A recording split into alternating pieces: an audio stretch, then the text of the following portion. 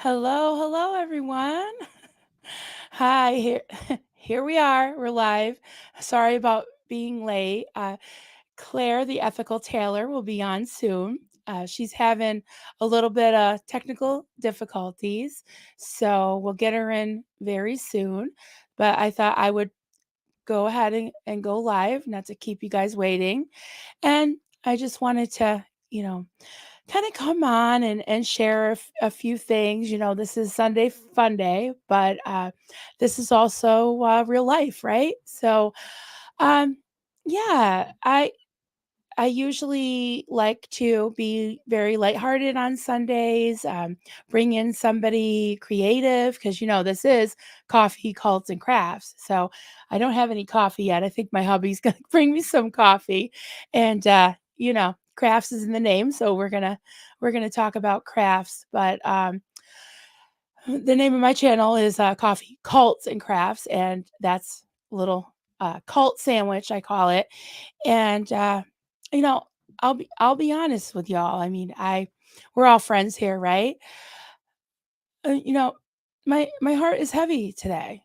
My heart is heavy, and there's a lot of heavy things that we talk about and deal with in this space, and it's not all fun and games. It's not. So I think today there's going to be some things said that might be hard to hear, not on my stream, but I just want to just kind of just say it is that how I'm feeling is my heart is heavy because people have been hurt by cults and by high control groups and mind control and just terrible abuses that have happened and are happening to this day. So that's really what bonded us together, how I met all of you. And those are things that we have to face and that we're processing, continuing to process. And yeah, I didn't want to come on with a smile on my face when I'm feeling sad. So there's all right, I'm going to pull up a couple things. The children, right? There's children being hurt, and we've heard a lot in the last week or two. Done a lot of streams talking to cult survivors that were abused as children, and also yeah, yesterday I had the absolute privilege of spending time with Rev Girl, our very own Rev Girl, the sweet lady who always pops into the chats with such a positive attitude. She sends wine and chocolates and candy, pretzels, and she just always makes me so happy to see her. And I did an interview with her yesterday, and honestly, I wanted to cry about 10 minutes in because the her origin story in Scientology is very heartbreaking, and hearts continue to be broken daily by that damn cult, and many other cults. So while I think it's very healthy to have some fun and to focus on some other things and just ground you with things that you enjoy, I just wanted to come out and be honest with you all and say, um I got 4 more boxes of tissues. It's been a hard week, and there's some things that I can't share with you that have gone on, and I just want to be real. I just want to be real with you guys. And I think I owe it to you to just tell you how I'm feeling. And I keep saying it, but it's true. It's just my heart's heavy. So I just wanted to kind of get that out and shake it off. Not to be a Taylor Swiftie, but and I'm just happy to see you all. I look forward to seeing you pretty much every day now, which is great. And I don't have the links or anything, but if you haven't seen Rev Girl's interview and listened to her story, I definitely would recommend it. Not just because it's on my channel, but because it's definitely worth hearing a different perspective than we've heard before, but also from an ex-Scientologist, and she's just a lovely, lovely lady. So, anyways, all right, everyone. I am just so excited to introduce to you another creative person in our SPTV universe here.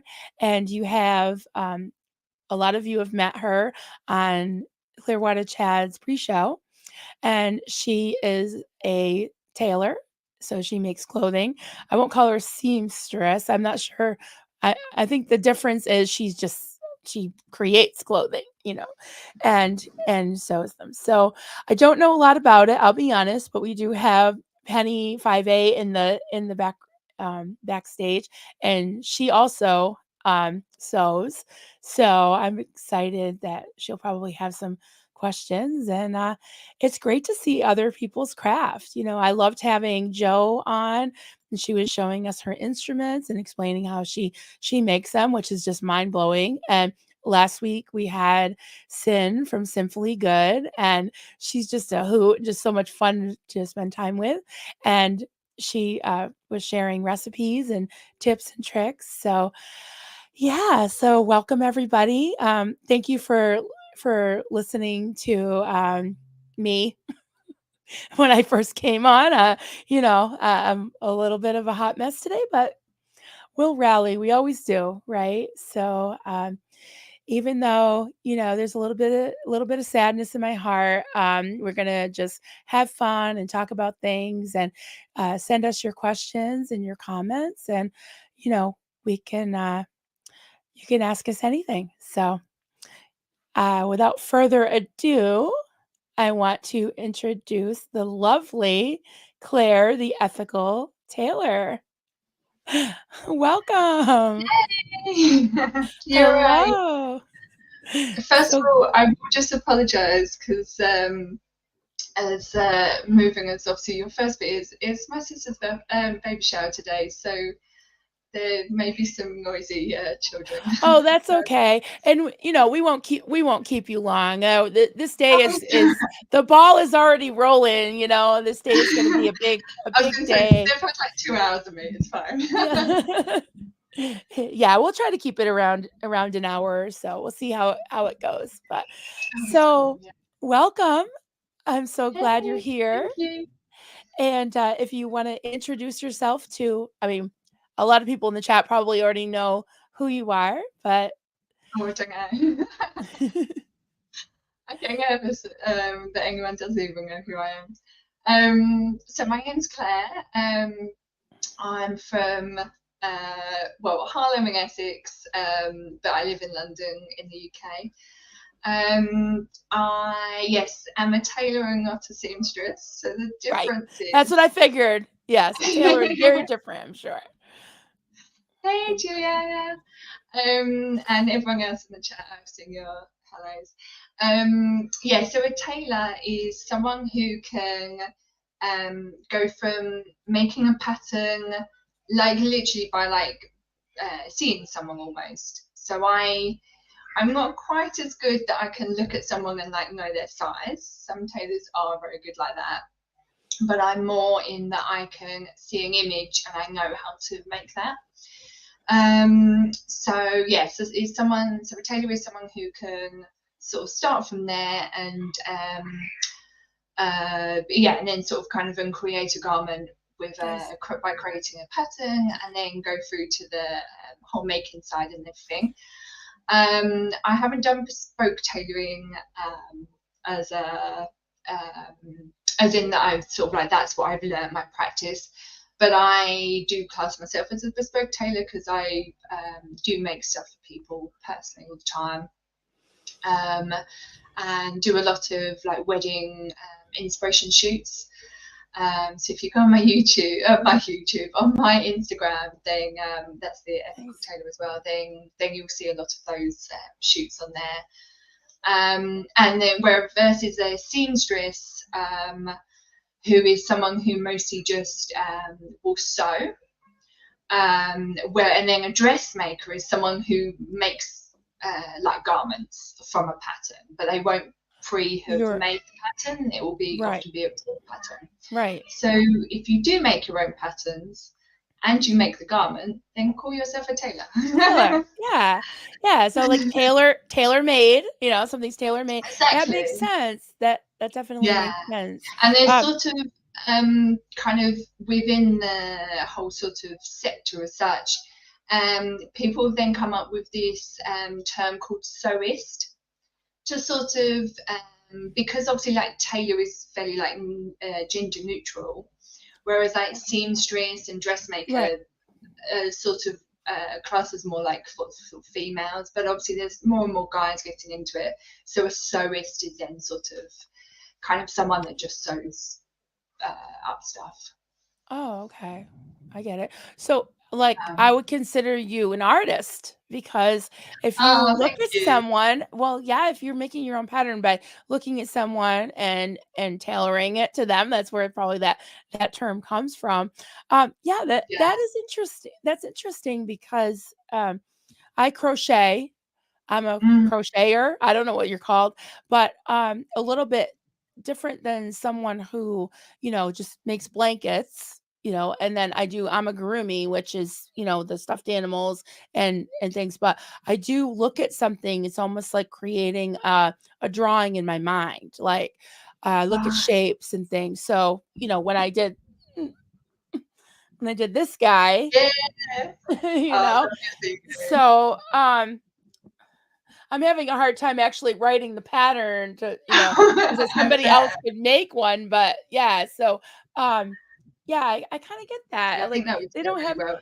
they don't have that, that those differentiation, terms in crochet, but maybe Yeah. someday. But yeah, I can kinda understand that. It's like I started out just using, patterns that were very simple, and then when I got into the amigurumi, I would kinda start putting my own flourish on it, but now I pretty much start from scratch and look at a picture or picture something in my mind and I crochet it. So I can kinda relate to that a little bit with being a tailor. You also do you like get to know the person a little bit and kind of try Yeah, to that's what figure out what I they like to do. like? Yeah, because my sort of style, so I started out, I did women's wear at Reading College. Because kind of sort of out of school, I went and did art college because I wasn't really sure what I wanted to do, but I did a lot of cartoon kind of Disney type illustrations and drawings when I was at school. Nice. Um, so I was like, naturally sort of go down the art route. And then it wasn't until the end of that then I did my final project as a paper kimono, which I'm really trying to find like pictures of it because yeah, it's like something that like really is very vivid in my mind of sort of what I made. But then I covered it in all these manga drawings because I was really into manga at the time. And around the same time, I was watching a lot of Alexander McQueen and Vivienne Westwood on like their catwalk shows. Mhm. And so then a bunch of my friends were going to Reading. So I was I'd never been anywhere else apart from Harlow. So like I'll kind of go with them. Um, so I went there and I did women's and textiles design, which I really liked. Mostly sort of I was really into screen printing and things. Mhm. But it wasn't until after that then I went to Brighton and did menswear that then I really explored the whole pattern making and sort of from that then since graduating have been able to do that more sort of looking at garments and kind of yeah, sort of like making from that. But my style with the menswear has always been sort of in part because of like McQueen and Vivienne Westwood is to sort of break that mold. It wasn't until I was doing menswear that I realized actually how bored I was with women's wear. Really? Um, just in that I felt like everything had been done. They're like wanting you to design this stuff, and I couldn't break out and sort of kind of get my own style with it because I was just like everything's been done. Yeah, right. I'm very into like the 20s and sort of 40s, 50s kind of look. Yeah, and I don't know, I didn't have any inspiration to do anything new, and that's what I really wanted to do with it, was kind of break the mold. Whereas when I went in menswear, I was looking at all this sort of historic sort of Victorian, Edwardian Yeah. kind of styles of dress with menswear. And I was like, oh, you know, I really want to like bring out the personalities. So like when you see my stuff that I do for the wedding shoots, it's very bright colours. It's kind of Yeah. flamboyant in sort of like tailcoats and I things like love it. that. I looked at some of your shoots and I was like, these are so cool. Like I couldn't Thank you. pinpoint like what style, but yeah, like all the fitted stuff and the colors, and it's just very, Yeah, very classy. I love it. I love your style. thank It's very, you. very, very Yeah, I did cool. one actually on Thursday that was really fun. It was a steampunk style, and that was really Oh, cool. nice. Yeah, it's That's not sort of like great. usually my style, but yeah, it was a really fun shoot to be at. Um, but yeah, so that's kind of my natural instinct of sort of designing. So obviously, when I get people come, they tend to want something a bit more sort of kind of low key. I've had people that want different colours, but still they tend to be, you know, like a more muted or kind of darker light greens and things like that, Hmm. teals and such. But yeah, so I like to sort of sort of like find out what they want it initially for as a garment, but then also to see sort of where they might go with it afterwards. In that I'm an ethical tailor, I like to have the longevity in the garment, and so whether they sort of then kind of have it styled in something in the first place that will be sort of using a different way afterwards, or whether we like sort of shape it after the main event, because obviously mostly they're for weddings, that we style it then for something else afterwards, or then I have sort of like a team behind me who can make it into like different items, like be it sort of like fabric bound books and things like that. Hmm. Yeah, so So yeah, I was I'm going to ask you yeah. about that. What about the ethical part of it? So I know when I think of like sustainability, what what does that mean to you? Like what does that Yeah, mean? it's interesting because like obviously like watching all of the sort of Scientology stuff, and obviously ethics comes up a lot, Hmm. and having them being in the sort of sustainability space for a while, there's also, you know, we always like question sort of what are our ethics, and sort of what does ethics mean. So to me, it's about people, planet, and animal welfare. Um, Now, I always get asked if I'm vegan because of that, and it doesn't mean that I'm vegan, but it doesn't mean that um, okay with animals being mistreated and things like that. You know, so I shop from local farmers where possible. I also obviously make sure that they are um, farmers that, you know, sort of like I've spoken to, because obviously when you go to, particularly in the UK, I don't know what it's like in America and such, but in the UK you go to like a farmer's market and you meet the actual farmers, you know, so you can like tell through like their personality how they treat their animals. Hmm. Watch a lot of programs sometimes that are sort of where they kind of talk about the animals, and like their animals, and sort of how they Right. treat them and such things. So I kind of get a general sort of gist for that, and you know, and then shop where I'm happy to shop with. Um, and then, but I give back with, so everything that people spend with me, I give back. So with the alterations, I will give back to, I will give back to women around the world, and they will get oh sorry, lose my where my thought was. They get funding for tools that will help them make money, basically. If you like, some of my classes that I teach in person are like reteaching loggers better business skills so that then they can not do logging.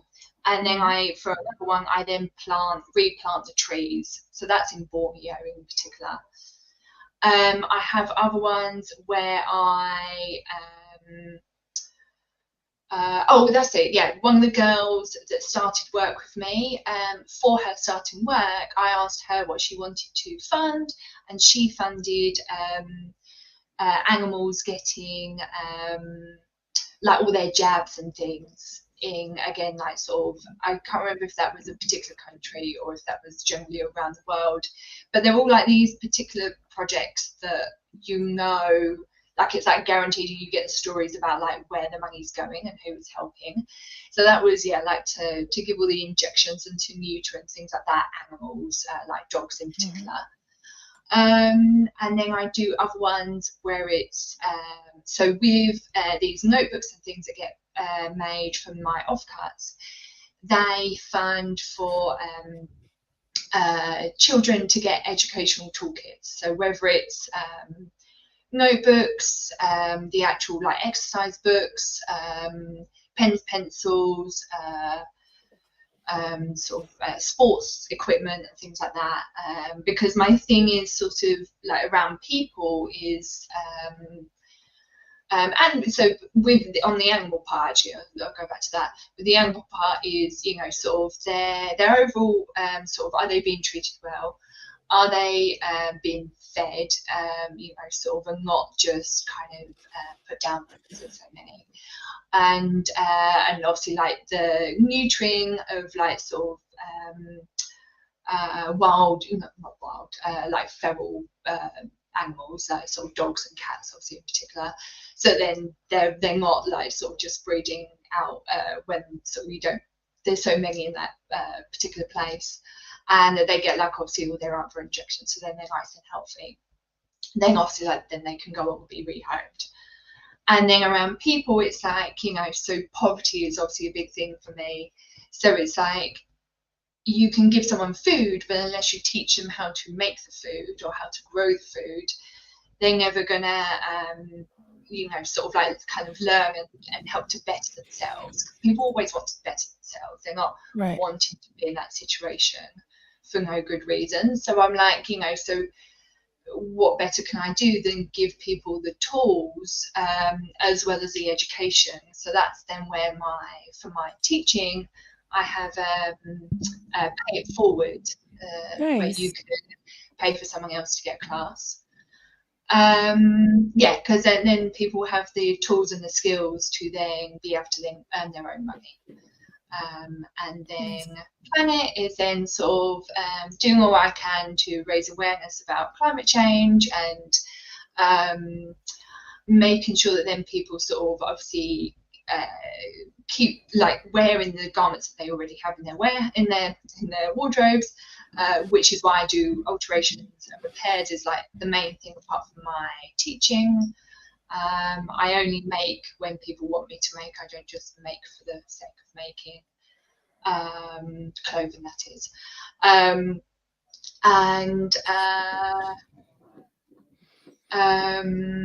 Yeah, and then sort of kind of like I say, sort of giving into help plant trees and things like that where there needs to be more, and obviously the right trees. Nice. So that's a lot. No, that's great. I mean, that's a lot. Like you are a tailor and you design and you sew and you deal with people and you have a beautiful finished product, but you also have all of these other causes that you believe in that you work with. Do you have any like nonprofits that you are affiliated with? So yeah, so my giving is through a platform called Buy One Give One, and they only work with people with projects where the money is 100% going to the project, so it's not going to the people. and they have to like give updates on how that project is doing. And there is one, actually the school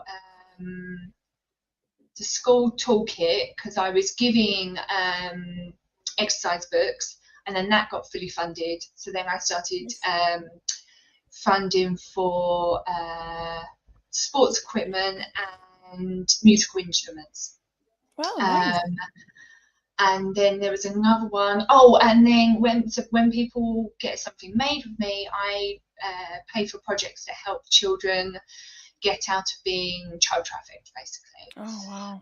Because that is like a big one of mine that I'm obviously against. And so I was first of all funding for girls to go to school, because what I found out with trafficking, in particular of children, is that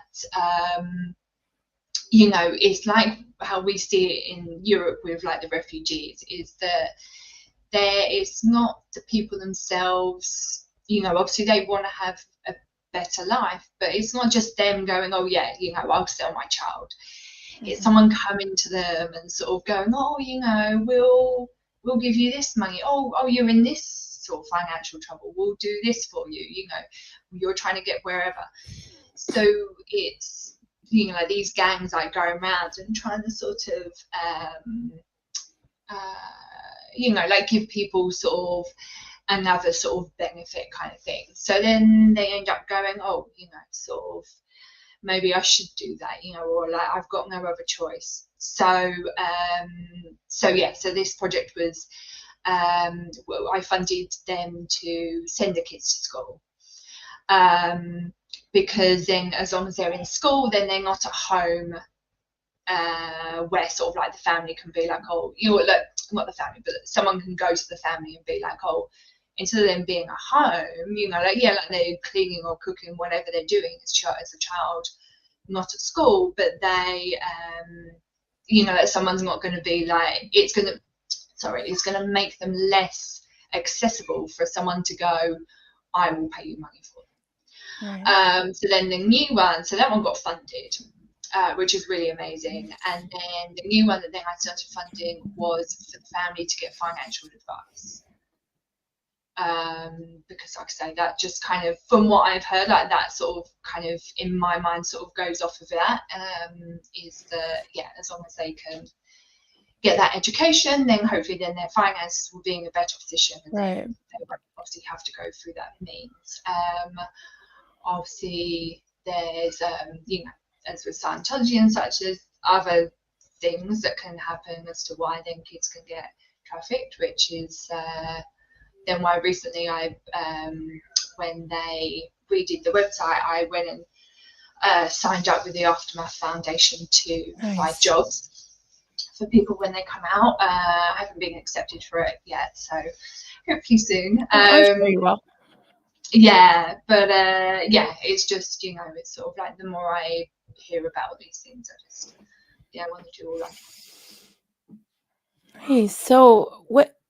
So obviously you're somebody who cares about the needy, the oppressed, people who've been abused. You want to see everyone's rights, be respected, and so I guess you pretty much explained why you are such an ally to the SPTV platform and ex-Scientologist. I can tell that about you. But what does that look like as far as the progression? Like, how did you find out about this space, and what's been your journey with that? Well, that's something that I've been thinking to myself recently, because I heard someone else get asked it, and I was really into Louis Theroux. So through him, I watched my Scientology movie. Yeah. Then that sent me down a rabbit hole of Scientology. And there was something in lockdown. So in lockdown, I had a really bad one. I was really abused, sort of verbally, mentally, by a housemate. And So I literally couldn't stay in my house because I was like, if I do, then, you know, sort of what, like, there's only one other time that I've sort of had thoughts where I didn't want to be around, basically. And this was a second such time. So I was like, how can I sort of, you know, not allow it to get there? Hey, Po. Because obviously, yeah, I could tell where it was going to go, just like with the way she was talking about things. And not that she would necessarily physically do anything to me, but I could just, it's just like the way she was acting. I was just like, it was making me feel a certain way. So I would go to my studio every day. Yeah, it was like a 30-minute walk, so it's not obviously too long. And so I would go there every day. So I started then listening to podcasts as sort of a way to get me through my days. And I can't remember if I came across Chris Shelton's podcast first or Leah Remini's and Mike's. But yeah, I could never watch the Aftermath on TV. So what was the TV? Was the TV show called The Aftermath? I think it's Leah Remini, Scientology, and The Aftermath. And The Aftermath, yeah. So we just call it The Aftermath show, yeah, with Leah. Yeah. So I've got my leg. And then you have the Aftermath Foundation, which I know, it gets me so confused. It's named after and then it. The podcast is Fair Game, wasn't it? Yes, yeah. Fair Game. Yeah, so I could never watch the TV program, but I'd heard about it, so that's what makes me think I was listening to Chris Shelton's first. But yeah, so anyway, so I sort of, from one I then went to the other, and they were sort of my lockdown podcast, basically. And it's kind of one of them things, you know, like you're going through something tough and then you hear someone else's like stories of other people, and it kind of, in a weird way, sort of makes you feel better about your situation to a certain extent. There was a point where it was making me feel so good that then I went home one day thinking, oh, I'm actually going to eat at home today, because I was just like constantly having sorry if you can hear all them kids. I was just like constantly having microwave meals, because that's sort of all we had in the studio was a microwave. And and I went home this one day, and got like the most sort of kind of shouting at, and I lived with a friend as well, and it was just like, that was like my breaking point, basically. And I saw a bridge and was sort of thinking, oh, like this Ferris has kind of said about her sort of incident, I totally get that. But like, I obviously, without talking to her personally, I know that she was just like, she kind of just wanted to leave that moment, and that's kind of what mine was. I didn't actually ever want to not be around anymore. I just didn't know another way to get out of that situation. So that was my kind of thought there. But yeah, you know, sort of up until then, and then sort of once I had a few weeks back at home to sort of recover and calm myself and sort of from it all, I then sort of obviously I went back to the podcast, and and sort of kind of was processing everything. So then obviously come to when Fair Game podcast went off, and it was like my world had ended. Like, yeah, me too. I felt the same way. I'm like, what now? Like catching up until then. And I was just like, like kept like refreshing my thing, and was like going on Twitter all the time. And kept like seeing like comments from like Mike being like, sort of, it'll be on, in a few months or whatever. And I was just like, no, like it's never coming back. Like I need my fix. Right. And then started looking up on YouTube a bit more, and then came across Aaron's channel, wrong.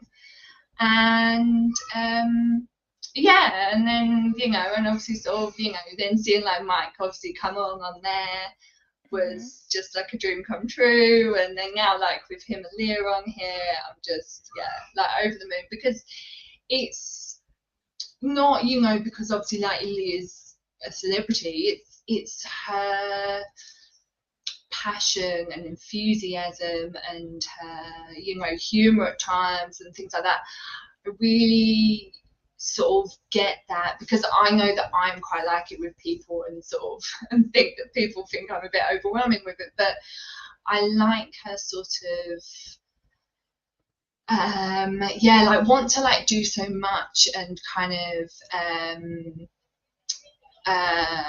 frustration at sort of like things not going well, because that's how I feel with like the whole like climate stuff. Sometimes it's sort of like you're just talking to a brick wall, and it's sort Right, of yeah. it's nice to sort of like kind of see that, and then I don't feel like I'm going so crazy. And then I've learned more to sort of like live through what I'm doing, and then actually through that then I'm seeing a lot more change. So, and I feel like now then, with kind of obviously everything that's come out from from Aaron's channel, and like with SBTV, it's like I can see her legacy in that, and obviously, and then like obviously people before her that were doing things. When I Absolutely. just realized how I came to Aaron's channel was I was already watching LawTube.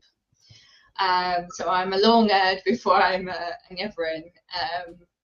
But yeah, because I was advocating for Britney's to get out of her conservatorship, and so then through that I was watching BJ, that surprise witness, who does a lot of law coverage, and she's more on this kind of sort of false conservatorships that some people find themselves in, and kind of exposing other kind of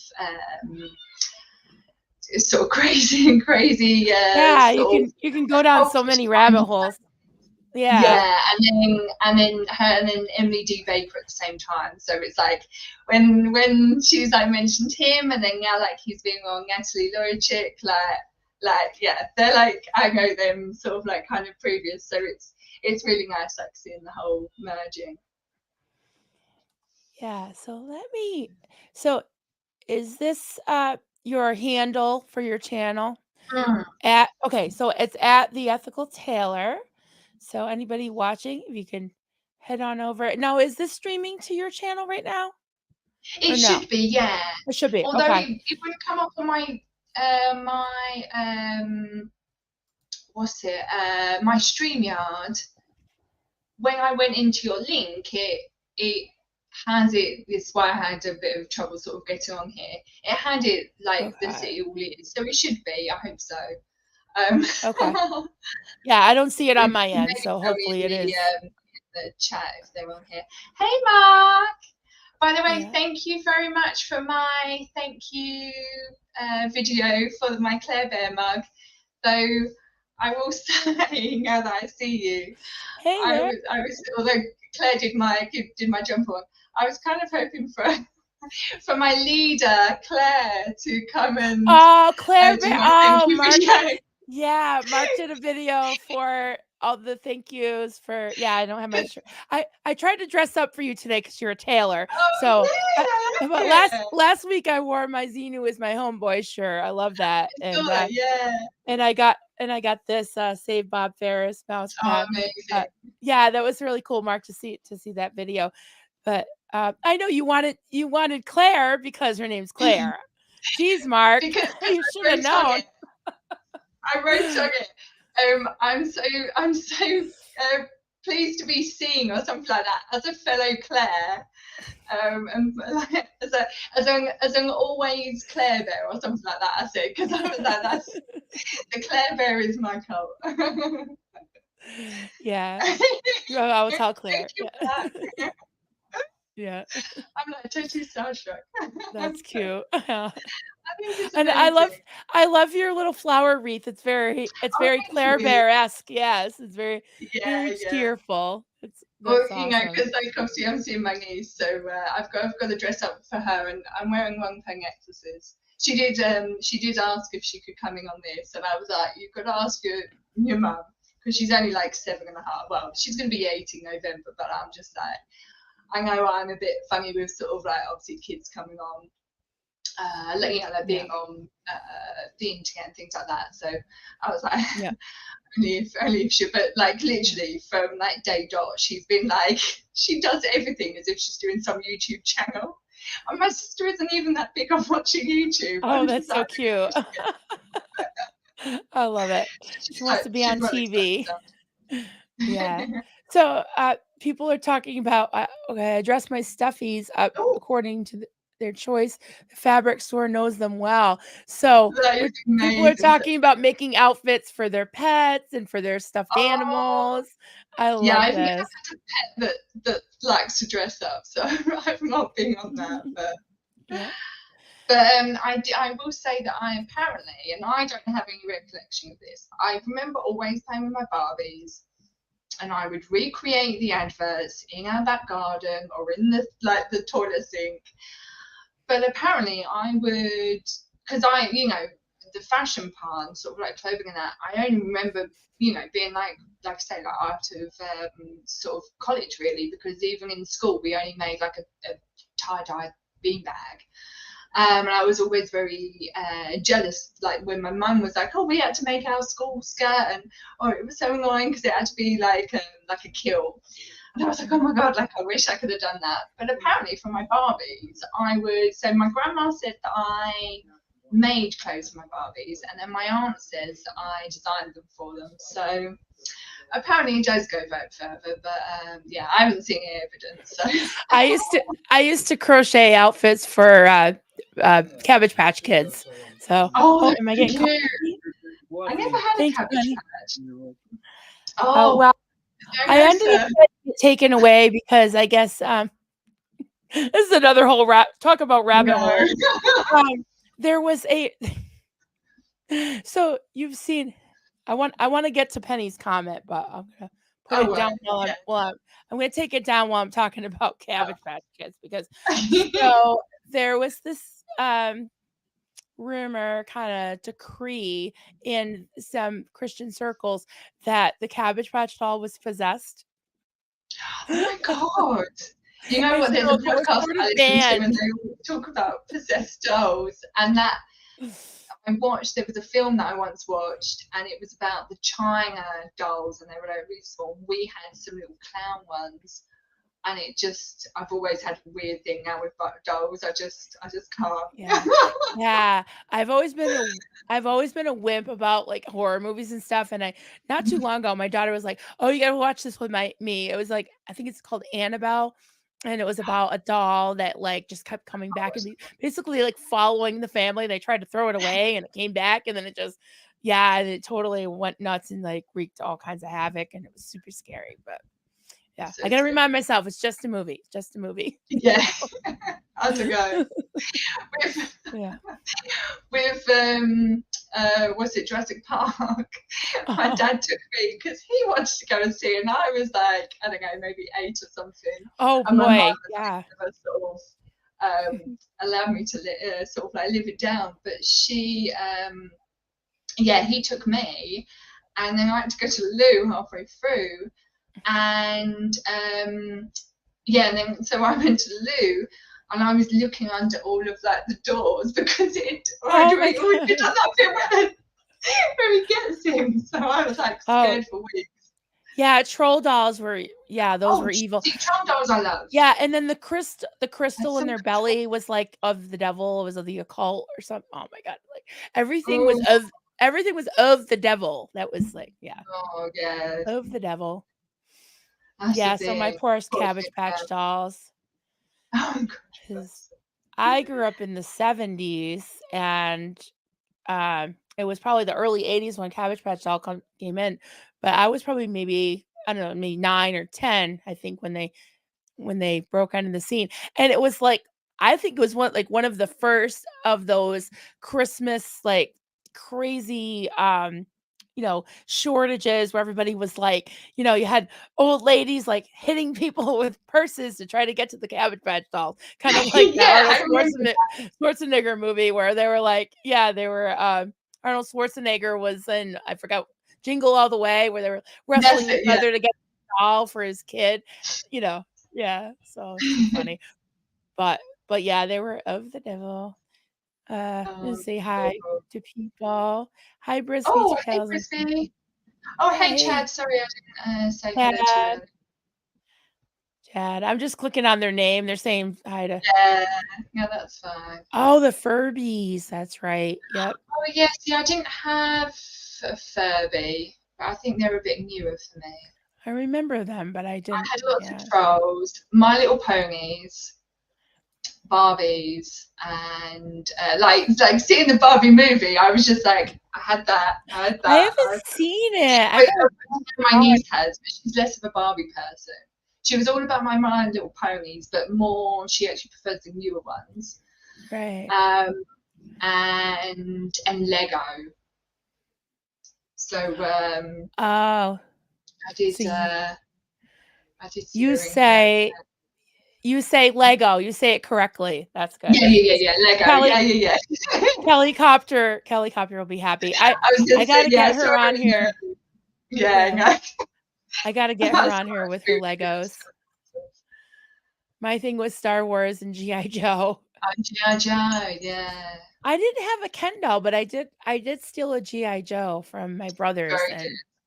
Oh no, I did have a Ken so he doll. was the Ken. Oh, here she is. I didn't Her have any ears Alec. were Hey ringing. Kelly.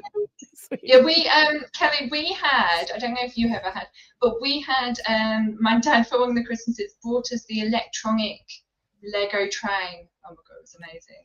He spent like all night setting up because obviously he had to build it all, and we came down to my nan's, and it was just like all set up for us. It was amazing, like Oh, that's the awesome. best present. It's amazing what you can do with Legos now. They have so many different shapes and things you can create. I mean, I just Exactly. remember even when my kids were little, they would get a set, but then it would just end up in a box with all the other things, and I don't know. I don't have To be that honest, creative mind. I didn't know how to build yeah. No, to be honest, anything. yeah. All around, apart from the train, everything else has Yeah, been like disassembled. You know, like after like right. making whatever, and then it all just goes in the box. And like my parents have still got that because they refuse to get rid of it because obviously it costs so much, especially now. Yeah. But yeah, So so let me put up this my comment niece from kind of plays with it, yeah. but I'm gonna put this comment from Penny, our lovely mod. My most recent sewing creation was an early 20th century style white cotton nightgown. I like making historical clothing the most. That's so cool. oh, that's Wow. really nice. Yeah, I would like to do a bit more of that. Always, yeah, I'm in awe of people that do the more historical stuff. There's someone that I don't know if you know him, Penny, but he's from Brighton, and now I'm trying to think of what it's called, Pincent Tailor or tailoring or something. Oh my god, he goes that he's like, I want to say probably more Edwardian in his dress, and he is amazing. Like he 24/7, that's what he's wearing. Like he won't wear any normal clothes as such, and he makes it all himself. He's amazing. Nice. I made a a Duke of Chug outfit for the Mike bobblehead. And Oh yeah, when I was designing it, I was actually looking at different designers that do Renaissance fairs I because was I gonna wanted to say get something. Yeah, I wanted he to. looks like one of the knights on the horses. Yeah. Yeah. So I have the cap with the feather and the puffed sleeves with And the I love the cutout puff sleeves. They're the best. and the clown collar that looks like coffee filters. I was like trying to Yeah, figure out trying to figure out how to make that collar. So I yeah. had so much fun, and Mike's bobblehead was just perfect. I wish I had one and kept it. This is the only thing I've kept Oh, that I've crocheted because it's like so well, it's like got it's probably dirty by now. So Oh, I've only kept is one that like thing that I the made. first prototype? I got it. I gotta surface clean it, but, yeah, so I really wish I had kept one because I think that was my favorite in the royal blue, you know? Oh So, yeah, the blue is amazing. yeah, but I wouldn't know how to sew anything. I When my kids were little, I did make some curtains and could barely Nice. sew a straight line. Oh no! So that was it. So Yeah, no, it's quite funny actually. Like, not to sort of like diss anyone that's ever come to my class, but yeah, I do when I do like this sort of kind of basic learn to sew class. I like set them up with how to thread it, and then they have a go, and then I get them to like do straight lines. And it's like, and they get up, they sort of, start off a bit sort of obviously wobbly, and then they get up within like a few lines and sort of, and then they do a nice straight line. And then I ask them, then we go on like and do zigzags. And then from right. there on, then they can't keep us up a straight line. I'm like, no, you did such a nice one, and now. Oh, that's so funny. That's Yeah, great. Great. but yeah, everyone says they Really have a been good enjoying sewing Oh, lately. nice. I'm so pleased. Yeah, actually, I had a lady the other day. She was in a bit of sort of what's it, nerve kind of pain because she's pregnant. But I get these sort of bits because coming to my classes, I get people that are like, oh, I really want to know how to learn, whatever, or they're like, oh, I'm a designer. I'm like, Mhm. unfortunately, they're kind of my least favorite classes because they're not coming into it with like a passion as a hobby. I feel like when people come into it for a hobby, they have a lot more attention span for it. And unfortunately, when people are wanting to make money out of it, they have less attention because they're wanting to do things really quick. Yeah. They're not really that worried about technique, although they want all the technique.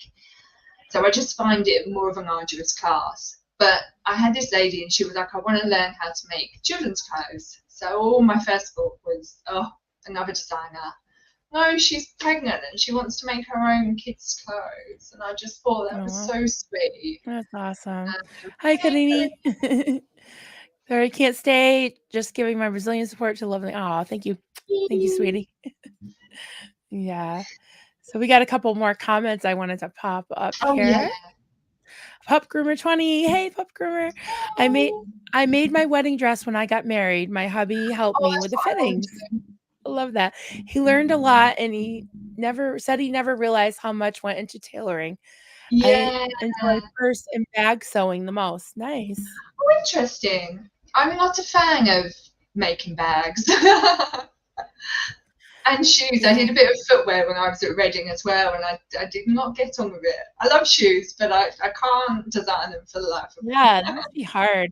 I have a purse that was made for me, and I use it as, my crochet bag just for some of my crochet needles and my things I really wanna keep, all together, and Mm. I use it as, like, a travel bag, but I'm so afraid to use it as a, regular bag, but it was my sister's mother-in-law made it for me, and it's got so many little zipper pockets, and Oh, cute. I'm looking at it, and I was like, "How did she make this?" Because it's just so many layers of different, zippers and hooks and straps and little pockets and everything. It must have taken her a while, but she has a special sewing machine. It's like a heavy duty machine Oh, to get yeah. through those layers, and there's leather, there's like suede patches Wow. on it. I should have brought it in the other room, but yeah, I was like, Oh, that's wow, how did nice. she make this? Yeah. But That's I'm like, I don't have the patience for that. Like I don't know. yeah. I could get I end up forgetting to put pockets in and everything. yeah, so I have a lot of admiration for people that can do that. So Yeah. I'm keeping your handle sign up here Okay, that's for fine. YouTube. Thanks for Broken Dishes. Hello. Thanks for dropping a link. I subbed. Actually been wanting to Oh, get back thank into you. subbing. So you're Yay! inspiring people, and when I told Penny 5A that you were gonna Yeah. be on, she's like, "That's my craft, yay!" So She definitely Oh, wanted to come be on. We on. have to do Yeah. a clothing love story stream. Yeah. Well, Penny promised me the first time she makes her debut, she's gonna be on my channel, right, Pen? Oh, that's fine. I'll leave. I'll let I'm her just after teasing. you. I'm just kidding. You don't know my sense of humor yet, but yeah, I'm just teasing. But she's got a little Scientology anecdote of her own. So I'm trying to Oh, talk her cool. into coming on one of these days. She's giving me Yeah. the look Yeah, I from have been. backstage. Oh, yeah, yeah, I can see it, darling.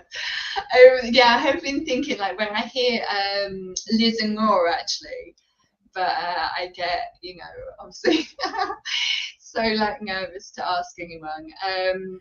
But yeah, like when they talk about, they've obviously like spoken about like high heels and things like that and some like clothing stuff. And I'm like, Mhm, it'd be really like cool to, because I'm just like interested in sort of like if people's, because I know I sort of like said it to you, like, has your relationship with clothing obviously changed from in your cult, but I don't know like how restricted your dress was in there. And obviously, mhm. like they have like uniforms, Yes. so obviously it's a lot more restricted. But it's just Oh, like that thing. totally. Sort of Yeah. people when they're very restricted with how they have to dress, and then they sort of obviously come out of something, Mhm, and sort of like how that's kind of obviously changed. And I had it a bit like obviously being in retail, you have to wear the clothing from that particular brand, but I would mhm, um, it was only Topshop that I wasn't sort of so into their stuff.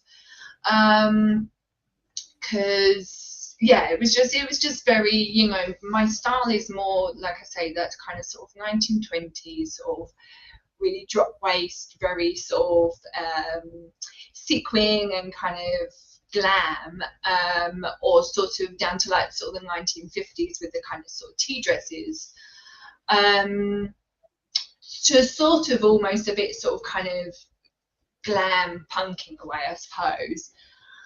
Which sort of Topshop is a bit, but I don't know. It was just like when I got there, I was a bit more sort of late 20s, so I was out of like the like uber short skirts and things like that. So that was the only place that I wasn't sort of so into their clothes, but I would sort of be more picky about what I brought. But then, right. like when I went to Monsoon, oh my god, like I got in debt like straight away because I was just like all their like sort of tea dresses and things. I was just buying all the time. I don't know if you guys have Mhm, Monsoon over there, but yeah, it's like very the sort of pink and sort of multi dress that I've kind of worn a couple of times. No, sorry, not a couple of times. On my last clothing love stories, and then there was like I think a white one as well with like mhm, flowers on. Yeah, they're both from there. yeah. But yeah. So it's sort of I kind of I realise that there is is that kind of thing, sort of high control groups and things like that, where you can be a bit restricted. Yeah, that's actually a really good point. I think that my attitude towards clothes, of course, I've been every size. So Yeah, when I was in the cult, I I guess I've been told that I was cute when I was younger, and you had to make sure, like, if you were in any way attractive at all, you had to make sure you dressed down. So it was always like layers, and it's cold here in Vermont, So I always wore layers. I always, I did end up getting brought before the board of elders for looking like a harlot or whatever, which was not, it was just my skirt was just a little short or something. It wasn't, anything really crazy, but yeah, it was definitely an issue. And I over the years, like, I had 3 kids, and I gained weight. Ended up having a developing like a chronic illness, which is fibromyalgia. So medications and things didn't help with that. And I think that just the food deprivation when I was younger, I was like, I was always yo-yoing. So it was hard when I went into retail. Funny you mentioned retail because I ended up when my kids got a little older, I started working full time as um, a salesperson for well, J.C. Penney's is like a big chain. It's kind of like Macy's. It's like very um not high end, but it's not like Walmart. It's kind of like just kind of in the middle. And Right. they had nice clothes. And that's when I really started to explore like colors because I always wore black and gray and dark colors just so I wouldn't stand out. And my Yeah. personality is pretty outgoing. So it was like weird to just, even when I was younger and thinner, I would tend to wear dark clothes to just kind of blend in because I didn't want to, you know, get brought before the board. So I started to start wearing, prints and, I kind of like these like prints and little, I always kind of like the empire waist because I don't have Yes. like I never had even when I was at my thinnest I never had like a really like an hourglass kind of a thin um Oh, so like you were more always I'm more like trained. yeah, I'm sort of shaped like a refrigerator. Yeah, So yeah, rectangle. I liked the fitted, like I would wear something that would kind of come in like the fitted Nice. blazers and high Yeah. waisted empire, so it would kind of flow, make your waist look a little thinner. But I'm I think I shrunk. I was like 5'8" ish or 5'7", 5'8". I'm not a small, never been a small person, and I have a size Mm, 11 shoe, which I don't know what that is in the UK, but 11 shoe is like on a woman is like a clown foot. And so here I was I was going to say, 120, yeah, 120 pounds, and I'm pretty tall and have huge clown feet. Um, and I was very sunken in, so I would just wear I wear bulky sweaters and just really muted colors. So when I got into retail, I started to experiment with different colors and started getting into jewelry, and so it was like the 1980s all over again. I was like, all of a sudden I was like fluffing my hair out and wearing big earrings and all these outfits.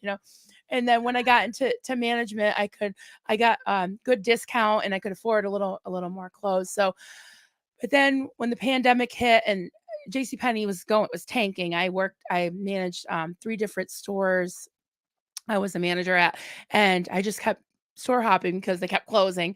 And oh, I ended up taking most of my clothes and giving them away to fire victims when the oh, pandemic hit and I stopped. I didn't really need them anymore. I wasn't going to go back out and work retail again. I was pretty sure of that. So, um, yeah. So somebody was blessed with some nice clothes. yeah, So now I just, I have a couple, like this is my favorite dress that I wear. So I yeah, decided to wear it today. But yeah, again, yeah, I wear a lot of layers. I like to wear a bright colored shirt, maybe like just a black, cardigan or something, because you never know. Like you wake up in the morning, you're freezing, yeah, and then by 2 or 3 o'clock, you're sweating. So yeah, so that's what I like to yeah, do. yeah. I always say sort of, I love like, the autumn and the spring, but they are kind of my least favorite months, least favorite times Yeah. for dressing because Yeah. I'm not good with the layering. It's like it's different. Mhm. Like when obviously you're going to somewhere, so then like you're wearing a coat and then like you're gonna take it off. But it's like in London, like getting on the tube and so Right. then like you're going to the tube, so you have to dress up, and then you're on Yeah. the tube and then you have to take everything off because you're blinking sweating. Yeah. So let me ask you about things like colors. Do you like I had I don't know, I think it was an MLM. I have no idea what the name Oh, of it was, but like a multi-level I went to this party one time and this woman did your color swatches and told you like what colors you looked good in. And they said I was an interesting. autumn. They said I was an autumn color, so more of the darker colors. But yeah. Yeah, So so do you that's very much what I am. I have you probably can't quite see on the screen, but I'm an olive skin tone. So in the winter, I can look very washed out and almost sort of like a yellow tinge, sort of like to my skin. If like sort of I don't put sort of makeup on, and you will see me over time. So this next week I'm going to be dyeing my hair pink.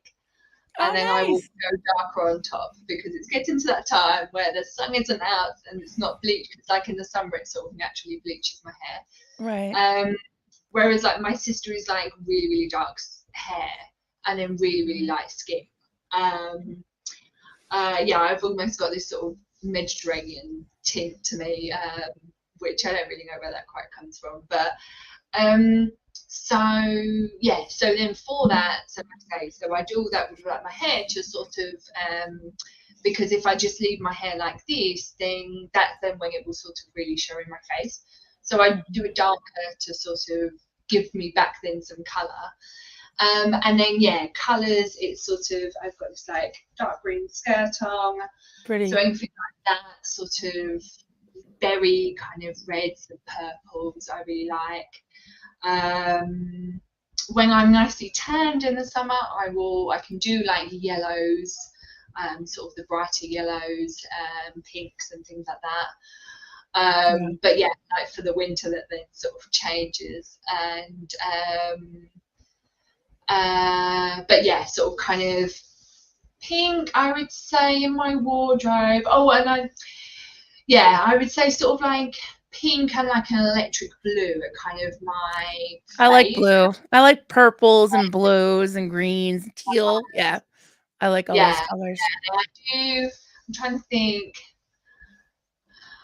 I think this is probably actually one of my only like green things, but it's like my sorry, my favorite skirts. You're okay. Go ahead. That's all right. You can mute yourself. There you go. I do it all the time.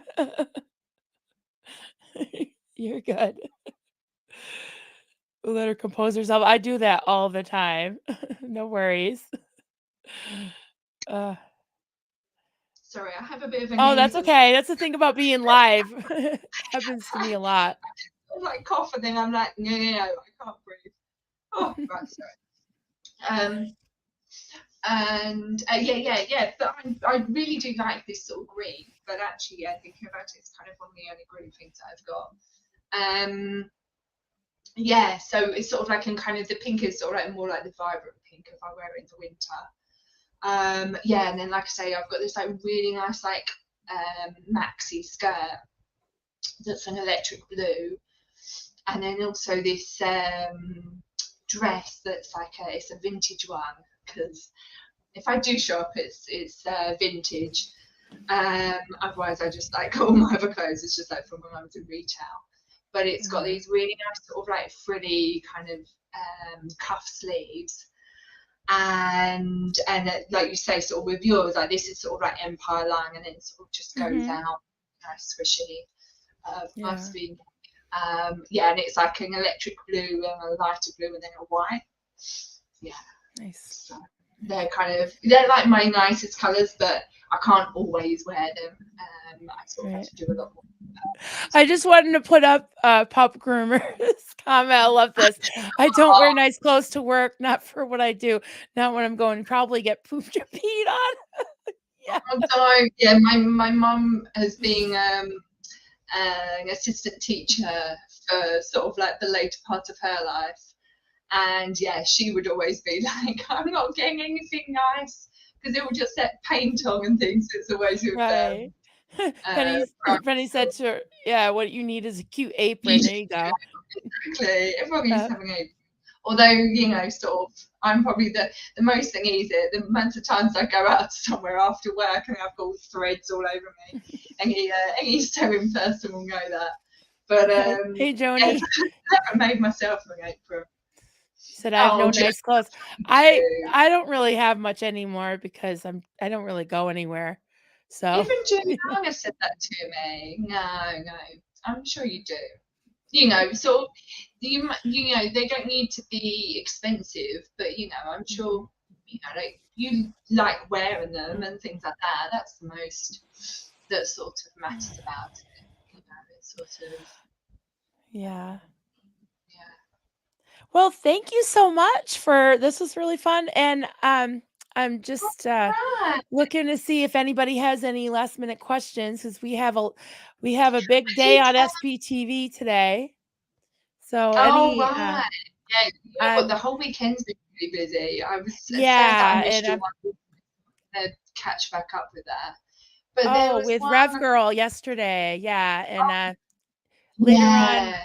later on, Kelly Copter's doing a stream. I'm gonna help her a little bit in StreamYard, so I got to get ready for that. And I hear one of my boys is here, so and now Oh, we have three puppies in the house, and oh gosh. but was there anything else you wanted Yeah, to I bring saw up? she had a thing coming up. I was a bit like, I'm a bit worried, sort of like she seems so serious in her like fun now. I'm like, oh no. Oh, it'll be fine. I'm sure she'll explain. We'll know soon enough. It's just, like I said from the beginning when I came on today, it's like, yeah, this isn't child's play. I mean, this isn't for the light of heart. Although we do have times when we want to be, have a little break from all the seriousness and be lighthearted. And I love that have so many creative people in this space, and that's what I like to do on Sundays is just have you know, um, crafters or anybody with a craft. I mean, obviously sewing is a craft and Yeah, I was telling it was somebody I can't remember who I was talking to. Oh, it was Roberta Blevins from Life After MLM.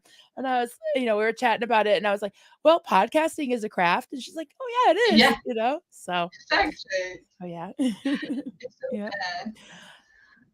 fair. So I was just because I I started think one, but then I just you wanted to can get pull it some. up. Yeah, go ahead. You want to read it? Go ahead.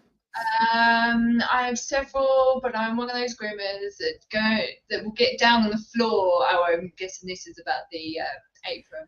I will Yeah. get down on the floor with a dog that's super scared to sit on the table, and sit with them on my lap, so they still gets to me sometimes. So bless. Yeah, I bet. Oh, right. Yeah. I think he's meaning like sort of like the hairs and things because at home we have a white-haired cat and yeah, so you just have to look at them and then you're covered in fur. So I I know. get that.